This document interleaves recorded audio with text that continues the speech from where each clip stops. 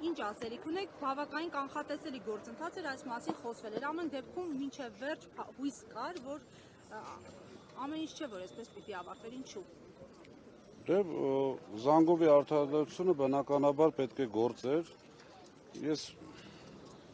քանի գնում ձեր ասած հույսս մարում է ներքին ատյանների, մեր դատական ատյանների հետ կապված, ուղղակի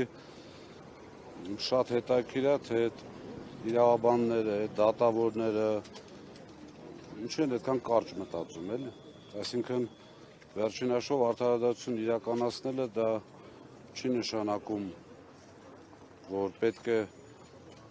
իրենց սկզբունքներից դուրս եւ ընդհանրապես իրավաբանությունից դուրս ինչ-որ բաներ անեն, բայց Աստված իրենց հետ այդպես են որոշել, թող այդպես անեն։ Պարոն Փազինյան, իսկ ընդհանրապես փեցի շուրջ եղել է իշխանությունների հետ քննարկում, միջև այս հայտարարությունը, որ գերակաշահի ճանաչման ճանապարհով են գնացել, որտեղ ինչու, այսինքն առաջարկ եղել է, մերժվել է ձեր կողմից, ինչ։ Եթե լսել եք, ես հայտարարել եմ, որ 21-ը վերջնաժամկետ էր, 17-ին տարածքային կառավարման նախարարությունը ելք է արել առաջարկը, 20-ին մենք բանավոր տեղեկացվել ենք, որ այդպիսի առաջարկ նամակ կա, փաստացի հայփոստից ստացել ենք 25-ին։ Այսինքն անգամ եթե 17-ին ստանանք, ողջամիտ ժամկետ պետք է տրվի, չէ՞ առաջարկին պատասխանելու համար։ Ամեն ինչ արել են, որ մենք ուղղակի չկարողանանք պատասխանել, որովհետև 21-ից հետո պատասխանելը արդեն անիմաստ է, ժամկետը վերջացած։ Ի վերջո հեծը ում է բաժին հասնելու ձեր ենթադրություններով։ Ինչ է արվելու հեծի հետ, ինչ ճակատագիր է սպասում, որովհետև հիշում ենք, երբ Կարապետյանի շուրջ մեկնարկեց այս process-ը, նույնիսկ միջազգային փորձագիտական շրջանակներ ուղիղ հայտարարություններ էին արել, որ քննարկվում է հեծի կառավարումը թուրքական ինչ-որ ընկերության փոխանցելու հարցը։ Այս իշխանությունների պարագայում ես որևիցե բան չեմ բացառում եւ չեմ բացառել։ Իրենք ամենայն դեպս մինչ այս պահը հերքում են։ Դուք ինչ կանխատեսում ունեք։ Հաշվի առնելով իրենց գործելավոճը 21 թվականի նախընտրական ծրագիրը, կառավարության ծրագիրը, հիշում եք, չէ, ինչքան բան կար այդտեղ եւ ինչքան բան չկա այսօր արդեն, Արցախից սկսած։ Հեծը միշտ եղել է ժողովրդին, անգամ Սամվել Կարապետյանի սեփականատեր լինելու պարագայում եւ համոզված եմ, որ լինելու է ժողովրդին է։ Այսինքն,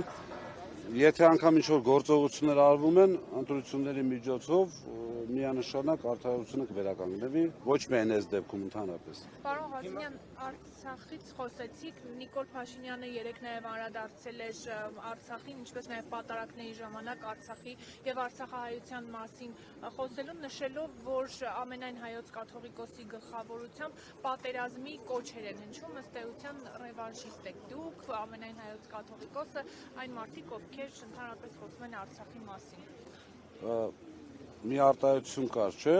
Թշնամի պետության ղեկավարի կողմից տնային աշխատանք ունի կատարելու։ Հիմա տնային աշխատանքն է կատարում, ուրիշ ոչ մի բան չեն կարող արգելել, իրենք ինչքան ուզում են խոսեն,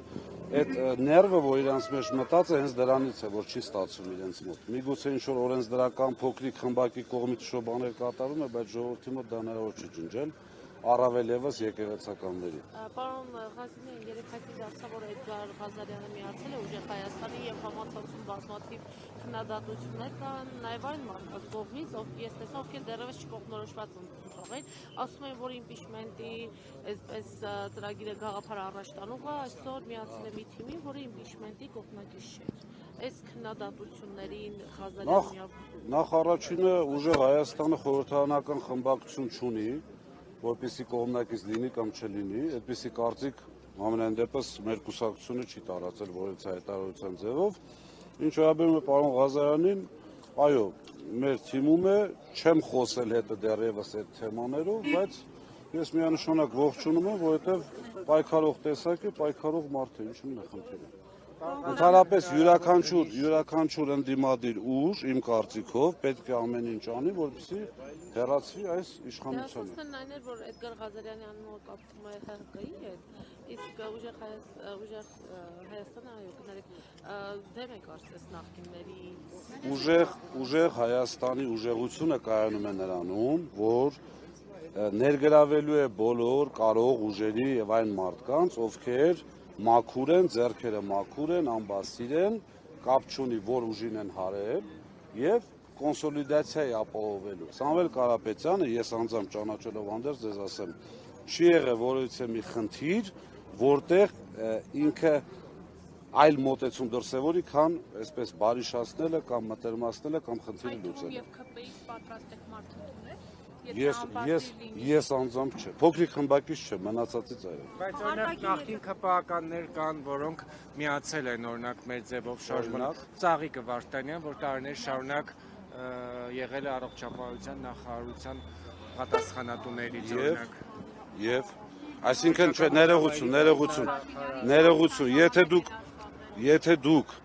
վերցնեք այդ մարդկանց օրինակ նույն Շուշանյան Լիլիայի դիմումը ազատման վերաբերյալ, վերցնեք մեկ այլ մարդու դիմումը, վերցնեք Ծաղիկ Վարդանյանի մասով ճիշտ ասած տեղեկացված չեմ, բայց ինչքան գիտեմ հեռացրել են աշխատանքից, այսինքն սրանց այդ անհամաձայնություններ ունենալու դեպքում հեռացված, ազատված կամ սեփական կամքով հասկանալով, որ ինչ է կատարվում, մարդիկ ազատվել են, բայց կարող ուժ են, ինչպես կարելի է չգնահատել։ Չէ, ես իրենց չեմ համարում փոքրիկ խմբակ, ներողություն, մի պատճառով։ Դա նշանակում է, որ մենք 18 թվականին բոլորին այսպես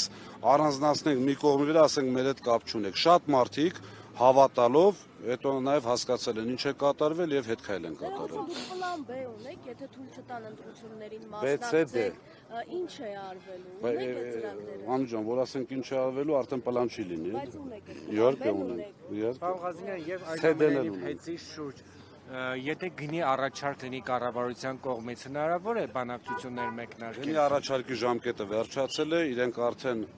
երեկ էլ հայտարարեցին, որ գնում են գերակաշարի ճանապարհով, դա նշանակում է